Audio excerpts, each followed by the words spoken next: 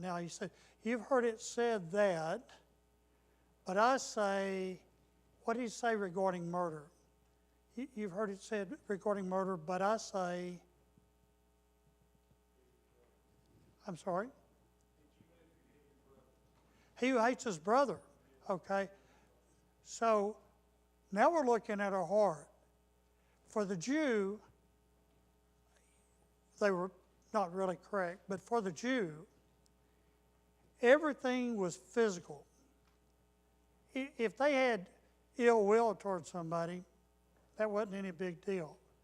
If they carried it out and they hurt somebody, it was a very big deal, and it was normally paid for equally. So if you put out somebody's eye, you had your eye put out, and things such as that. So the very physical, the nature of the Old Testament.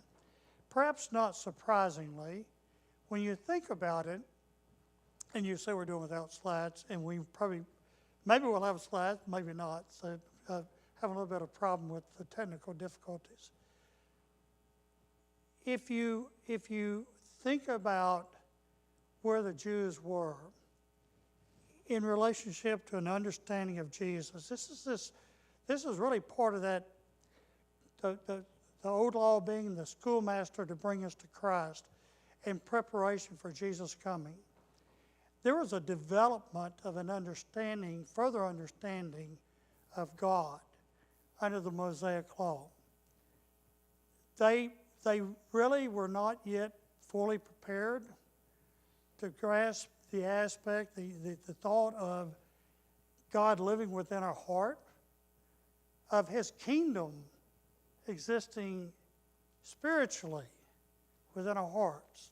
They looked for a physical kingdom. That's what they had had. That's what they thought they were going to continue to get. Now Jesus is going to start teaching about the heart, which is really, in many respects, is the territory of the kingdom of God. So he starts off with this idea of showing the relationship of the hatred of somebody is equal to really to carrying it out. For the Jew, no harm done so long as you hadn't physically done anything. Now Jesus said, oh no. No, it starts quicker than that. And then we move into, let me see, verses 27 through 30. Would somebody like to read those verses? Matthew 5, 27 through 30. Any volunteers? Nobody's got it. Go ahead, Ken. To 30.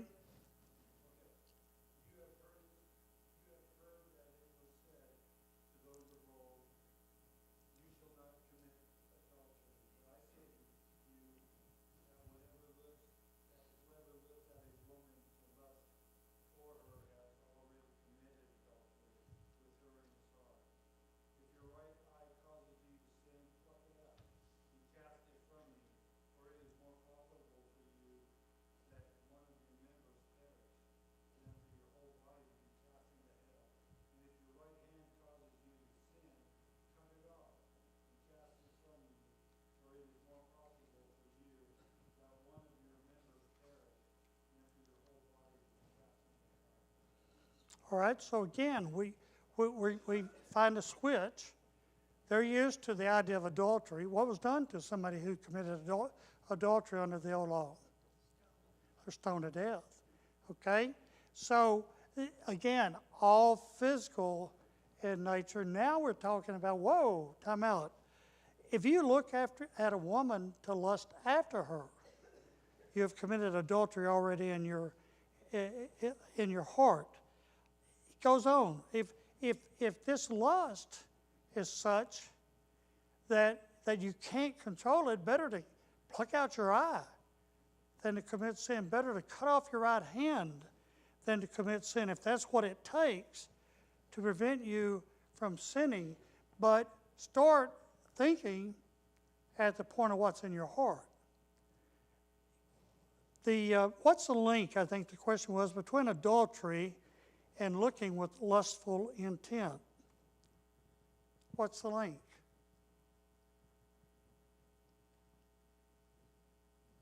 Brett?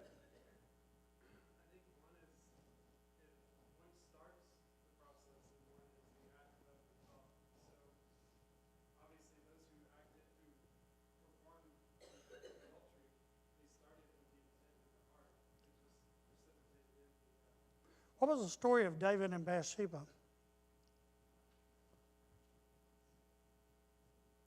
Somebody want to state brief?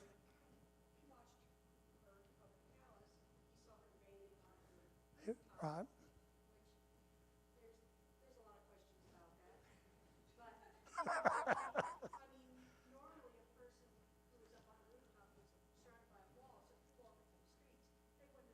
Right, right. He's apparently up high enough, right.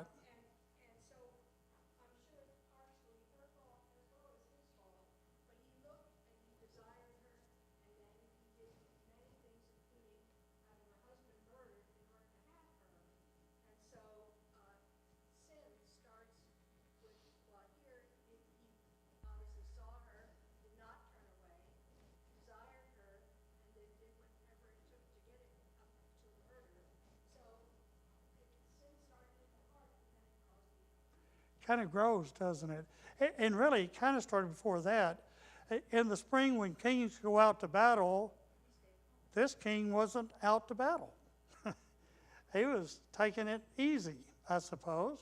I'm not going to say that he had in his mind that he intended to do anything sinful, but the fact that he was where he probably wasn't supposed to be at that time certainly contributed to it. He sees Bathsheba on the roof. No damage done then. I don't know if she should have taken more precaution. It seems like she felt she was just doing a normal thing as far as we can tell. What should a Christian have done, a person of God have done at that point? That's right. He should have gone back inside. But he continued to look at her and say, wow, she's really pretty, and really began to desire her. And then he just kept on, and he determined, well, I'm king, so he sends for her. And he has a relationship with her. And then, of course, that, as often happens, sin leads to more sin. He didn't start off thinking he was going to murder anybody. He tried to get her husband to come and to have intercourse with her, but being a person loyal to his fellow soldiers, he stayed at the king's gate. And again, David tried to get him to drink and get drunk. He didn't. And he just refused. And so finally he sent him back to battle and had him withdrawn from in the middle of the heart of the battle, and he was killed. So this is a good example of what we're talking about. Now, in this case, David carried out fully what he purposed in his heart. What we're saying is, even the point of purposing is not acceptable to God. At the point that, now, to see her, he hadn't sinned. To continue to look, he had sinned because he was continuing to build up thoughts. And so we were continuing this idea of this, what's in our heart, what's in our thinking. Adultery, as somebody had said, starts, it doesn't just suddenly, you don't just suddenly see somebody say, come on, let's have a relationship. That isn't how it works. And that's how sin is. It doesn't just immediately, you just, floop, and you just all of a sudden do something crazy or whatever. These are things that we build within our heart. So this is the process. If we have an uncontrolled desire, the rest of that was, if we have an uncontrolled desire that causes us to covet or do other sins, we control it at all costs. Should we truly put out our own eye?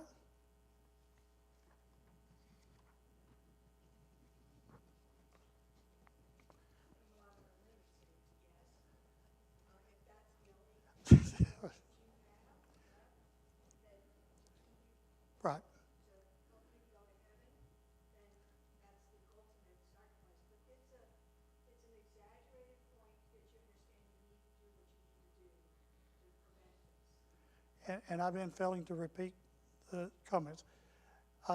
So the answer, yes, I tend to agree with that. You know, you kind of say no, but yes, if that's the only way you can prevent yourself from doing the sin. This is being used to exaggerate the importance of taking whatever steps are necessary to prevent ourselves from sinning. And it's important enough that if we have to pluck out an eye, if we have to cut off our right hand to prevent ourselves from doing it, then do that. God is not asking us to mutilate ourselves. But, and in almost every case, that's not the only way to stop ourselves from doing sin. But if it is, then that is the expectation that he has. Now, is Jesus teaching this? Is this adultery in the heart? Is it actually adultery? I've had somebody say that they had a mate who had lusted in their mind, and therefore they could put them away because they had committed adultery. So, is this adultery the same way? Is it true adultery?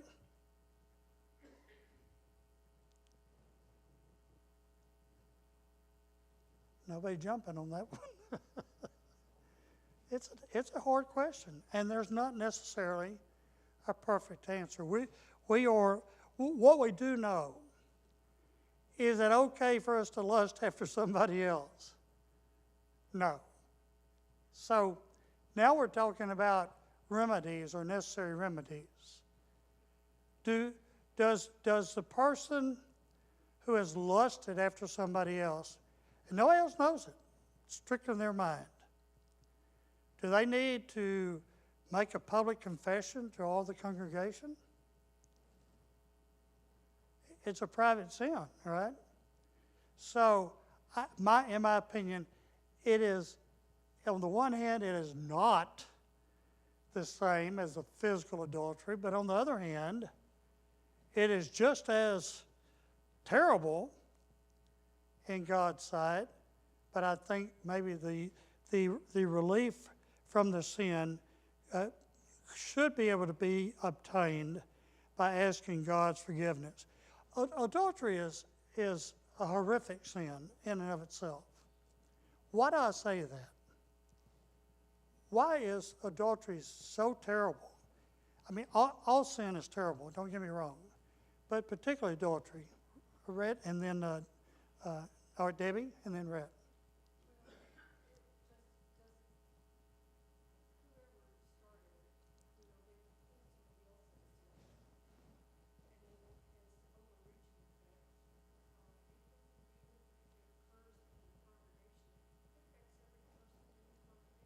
Right. So they first of all cause somebody else, assuming they're married, both they and their spouse to be involved. It also then goes like a wave out, because then it impacts all other people, for instance, in a congregation, or friends, or associates of all those four people. So it's a very terrible sin of great consequences in that regard. What else? Huh? Rhett, go ahead then. You're next.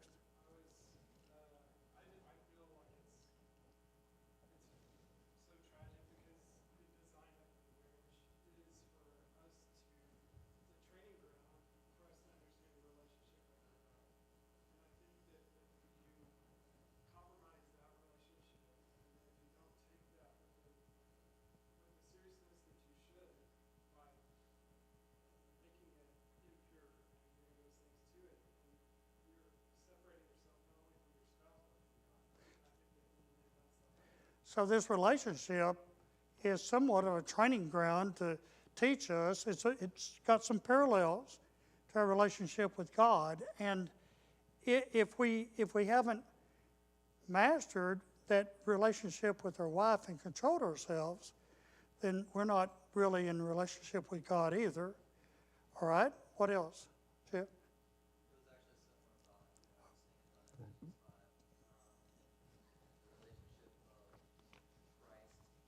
To the church.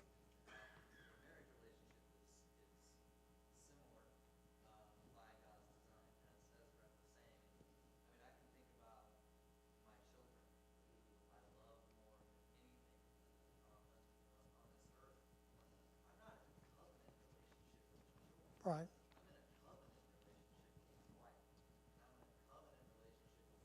Yeah. Right.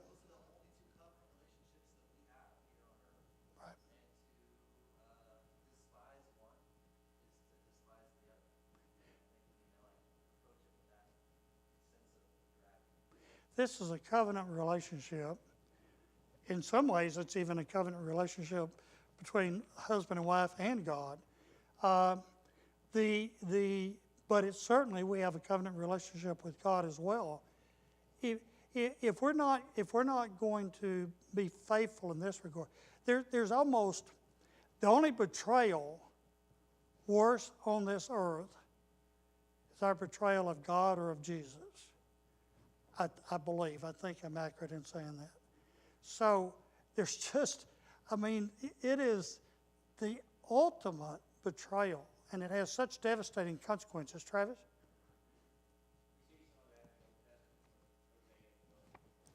Absolutely.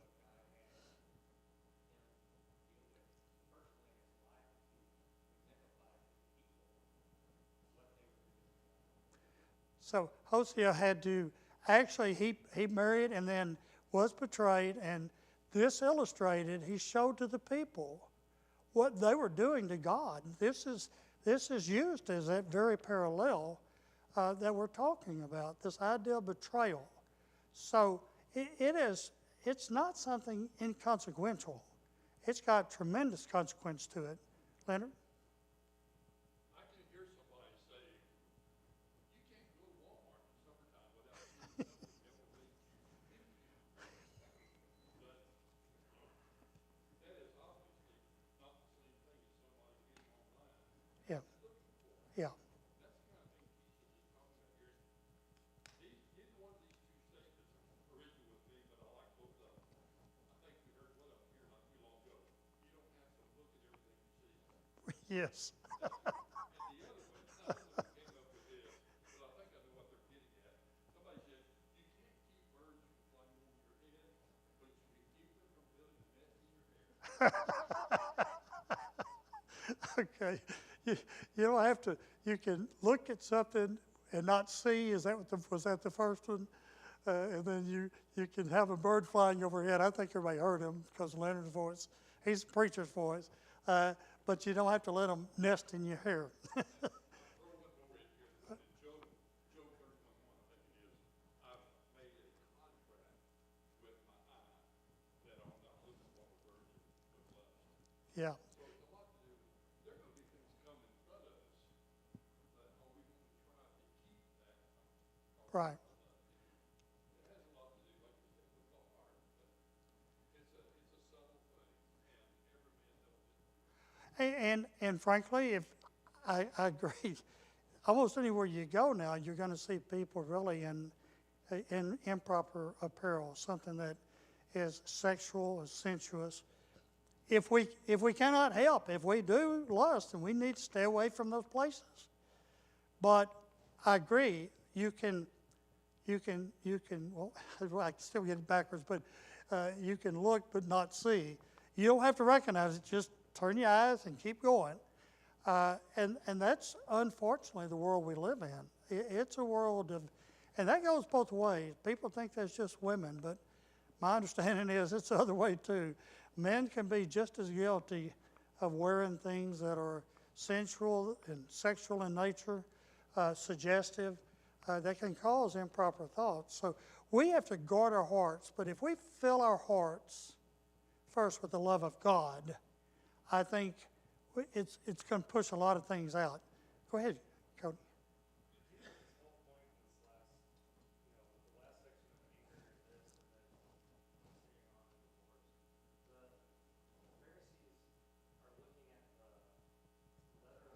Yes. Right. That's right.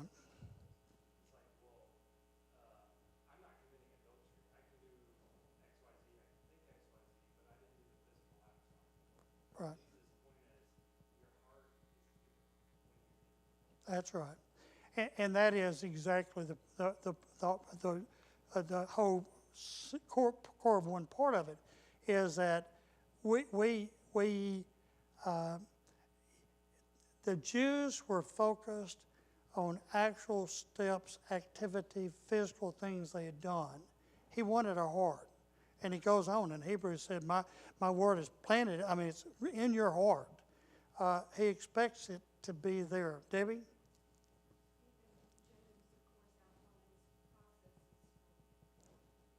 Yeah, yeah, right. That's right. Right.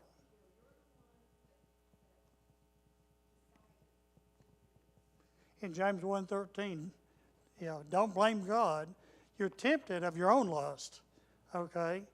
Uh, and so, and again, that's part preparation.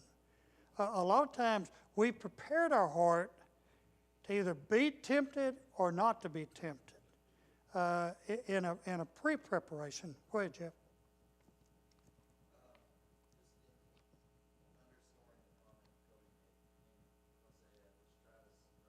Right.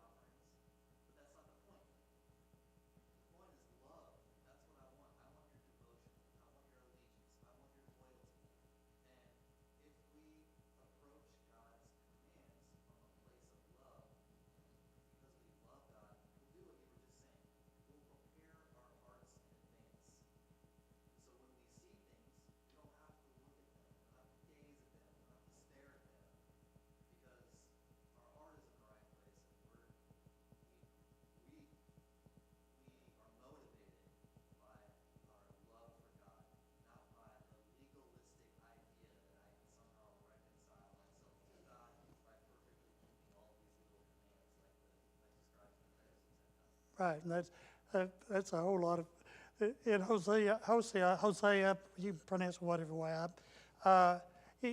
This is the point. He doesn't want, he does want sacrifices, but that's not all. In fact, that's not the main thing. He wants a steadfast heart. He wants a person whose heart is given to him. And if we do that, we're going to be preparing ourselves and know what has caused us some problem in the past, and either we know how to deal with it or we stay away from the situation where it occurs. Leonard makes a point too. I mean, you don't even really have to go much looking for anything on the internet. You'll get zapped sometimes without even looking. So that's something that we have to prepare ourselves for and not live. And if we're not thinking in that mode, then we're less apt to be affected. But sometimes we can get weak and we can get upset and we're angry, especially when we're angry. We can do things that we really shouldn't have done. You touched kind of leading ahead to we're going to get into the Pharisees and playing their games about how to get around things that they weren't supposed to be doing. Okay, we better move on. I think we've covered. I was just going to note Proverbs 4. I think that's it's grayed out and I can't even read it now. 23. Keep your heart with all diligence, for out of it spring the issues of life. Everything about us comes from our heart. when we say something ugly, it didn't just suddenly pop out. I mean, it didn't just, we seldom is that the first time we ever thought that. We've held it within our heart, and now it's come forward.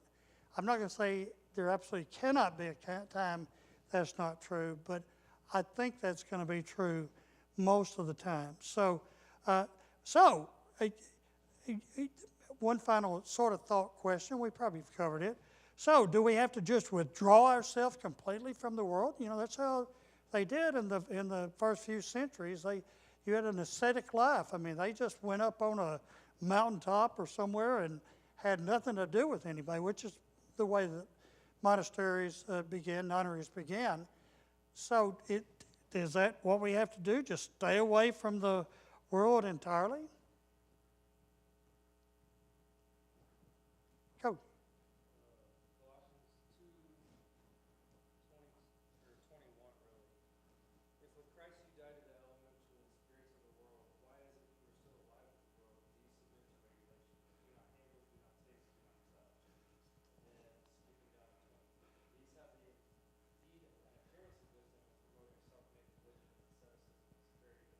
Yeah. That's right. Go ahead.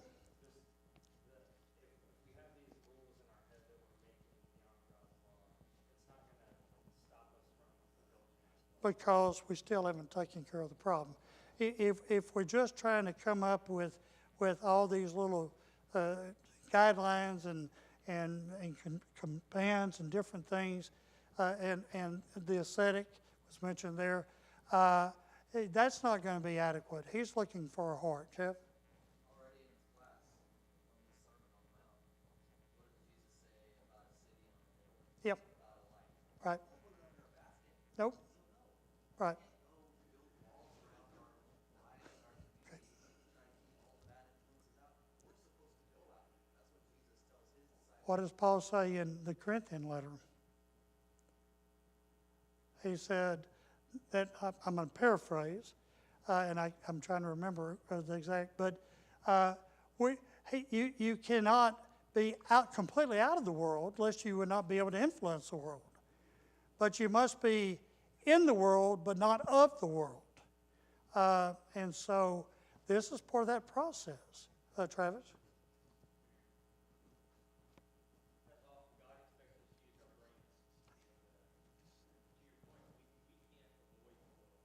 Yeah.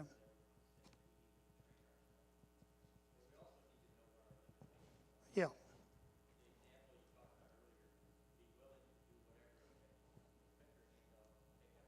Right.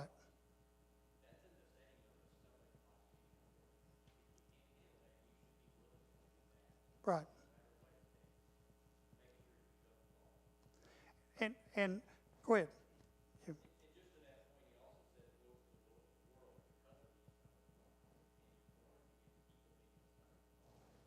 Becoming a swimming block to others.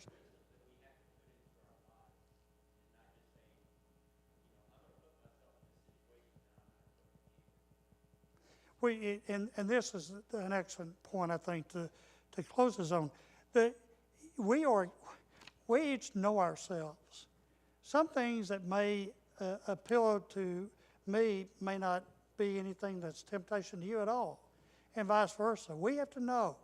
Now, we shouldn't test our limits and go out and just test it, but where we know clearly that there's a situation or something that we're very likely to get into that is not going to end up very well. Sometimes a very innocent meeting with a woman to have a dinner or something like that, you know, that can go south real quickly. If you can see where there's possibilities that there might be harm there on both sides of that. So we are expected to do that, but we also can still live in the world and recognize those points of our weakness. And you know, I'm going to say I used to not be very good, and I'm probably still not very good at knowing my weaknesses, but I recognize them, some of them anyway, better than I used to. If you don't know your weaknesses, then you ought to take some time with yourself and think about that. And probably all of y'all already have. I'm probably the slow learner, but because it's important for us to know the things that can be a temptation to us, that can be problematic to us, and then to avoid those things. All right, and that's effectively like plucking out an eye or cutting off a hand. And it may feel like that too, by the way. There may be some things we really like to do, but we also know that that's where we get in trouble sometimes. And we're just going to have to give it up and go a different direction. Okay, we're not going to really go through, because we're going to get it later, regarding divorce. We've taken a long time on this, but that's all right. These have been good discussions. So we're going to skip the next question, which deals with Matthew 5:31-32. We will cover it. There's another later lesson that will be getting into that on marriage. In Matthew 5:33-36, which was the other one, I think that was Jeff that alluded to that. Does somebody have Matthew 5:33-36? Want to read it? Yet you have heard that it was said to those of old, you shall not swear falsely, but shall perform to the Lord what you have sworn. But I say to you, do not take an oath at all, either by heaven, where is the throne of God, or by earth, where is his footstool, or by Jerusalem, where is the city of the great king. Do not take an oath by your head, you cannot make one hair white or black. Let what you say be simply yes or no. Anything more than this comes from you. All right, boy, so Jesus says, do not take an oath, right? Don't swear in an oath. Wow. Okay, why? What's wrong with an oath? What's the purpose of an oath?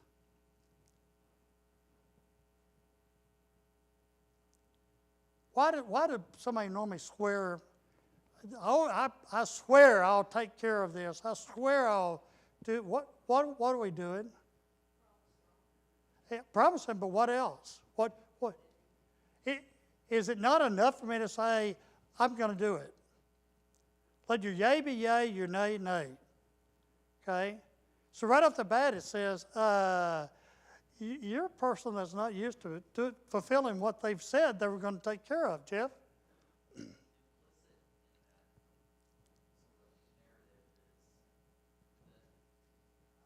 not so trustworthy.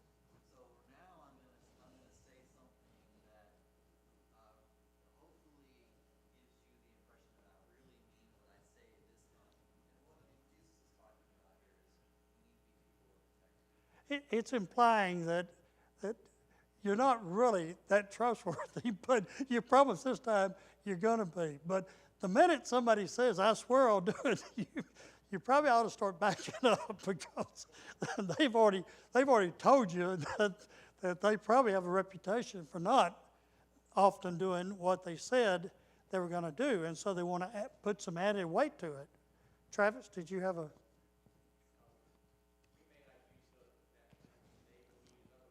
Yes.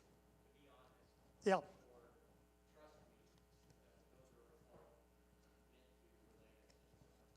Yeah, he said to be honest or trust me or a similar idea. When somebody says to be honest, I said, well, what about dishonest? I'm sorry, I just do that to kind of throw them a little bit. But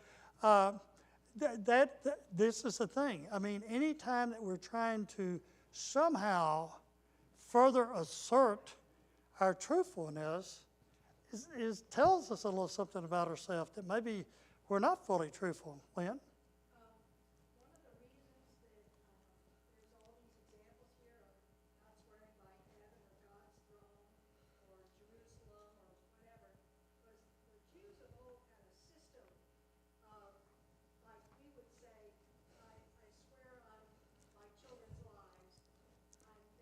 That's a more strong oath than saying I swear on my grandmother's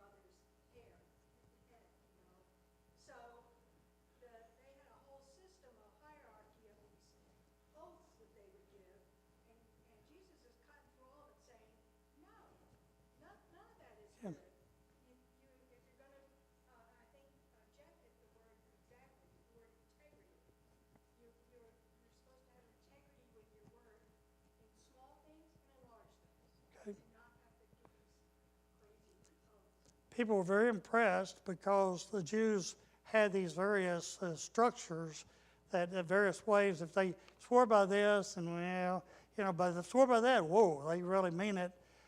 So you had a series of where you categorized your answer as to the certainty of how certain you are that you're telling the truth. Bourne's commented, that's the first time I've read that, or that I remembered. He said, ultimately, so long as you avoid using Yahweh or the suggestion of Yahweh in your oath, then you weren't really, if it was done publicly, you were bound to honor it, but if it was private, you were not bound to do it. So, but even if you said, by the hair on my head or my life, because Yahweh was involved in making you, then that still had the same weight as having said, having sworn by God himself. But that kind of introduced you to the foolishness of this and the emptiness of it, which then kind of gives you a pretty good sense of what Jesus was dealing with. These were not, these were people, boy, these were the worst as far as the legalists that they would play all sorts of little games with the law. Well, yes, but you didn't say this or you didn't say that. Therefore, you were wrong. We're supposed to be much simpler than that. We're supposed to be about as transparent as you can get. I'm not saying you have to go spill your guts to everybody you talk to. I'm just saying that in the dealing with, I had a friend. I'm not going to pick on the Baptists. I've got many Baptist friends. He was Baptist, and so we were talking about the Church of Christ and all. He said, truthfully, I'd rather deal with the churches of Christ than Baptist. He was a Baptist. I don't know what his experience were, and again, the Baptists are wonderful people, so I don't mean it in a negative way. But the point is that we should be, all of us, any seeker of God, should understand that God expects, just as He's transparent and trustworthy, we should be transparent and trustworthy. All right, any other comments?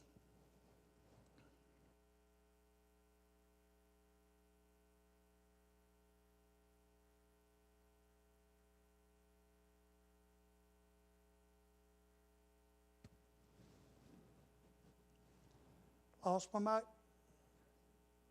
Is that working now? Okay. Homer, do you have that?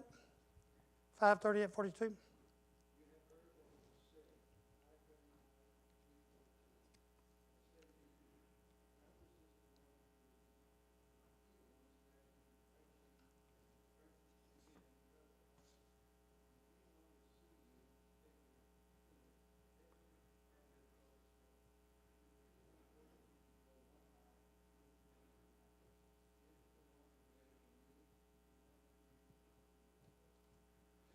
All right, let's kind of break this down. That's again, this is, I'm going to use this term again. Everything Jesus is teaching is so countercultural to everything going on in the world.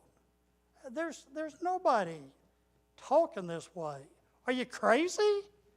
You all this stuff. I mean, come on. I mean, the Jews said, well, it's probably better for a person not to be married.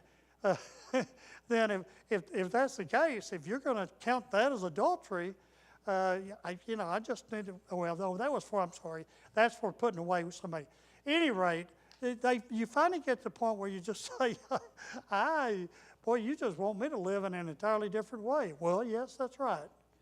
He's asking us to live in an entirely different way. So, yeah, an eye for an eye and a tooth for a tooth. Is that truly, do we find that in the Bible? Not asking you necessarily. Yes, that clearly was taught. That's what the Jews taught. In fact, you go through the punishments for certain things, and there was a corresponding, which generally equaled quite often the same punishment. If you killed somebody, then you were to be put to death unless you could get away and get to one of the cities. What's my term? Of refuge. Thank you. So So eye for an eye, tooth for tooth. But, see, again, the same thing we're doing. You've heard it said, but I tell you not to resist an evil person. Whoever slaps you on the right cheek, turn the other to him also. Really? So, in warfare, he shoots at me, I don't shoot back, or is that what he's talking about? And we could get into what was more common disagreement than it is today is, well, you shouldn't really be in the Army or in military force anyway, which I'm not going there. But so somebody comes up to you, somebody threatens you. Is it applying to that? I think this immediate text is applying to people that you come in contact with. If they offend you, take it. Don't lash back. And it looks like even physically. Eric? Yeah, you're the policeman. You're the one put on the line.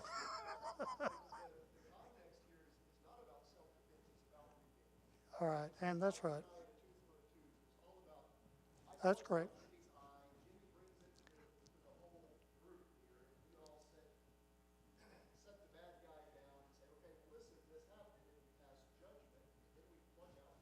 Right. That is not the context. Right. Self-defense, where while Jimmy is plucking out my eye, I'm just supposed to just stand there and let him. Yeah. Later on, we'll get him back. Yeah. The context here is not self-defense. Right. All right. Very good. And I should have made that point earlier. And it certainly is. The point here is revenge. Because you're looking at eye for an eye, tooth for a tooth. So now you're talking about even the offense has already occurred, and then this is evening up. And he's saying, well, no, don't do,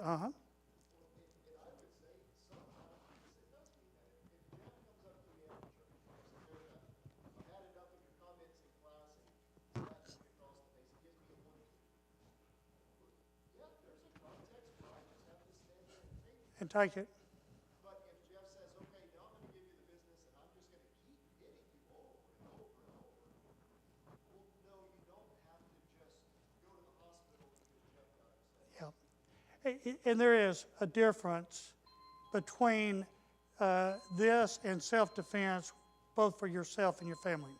Okay, we didn't quite get through. We'll finish up Wednesday and then move on into, and I had an extra lesson at the back. I've already pushed it back 1 week.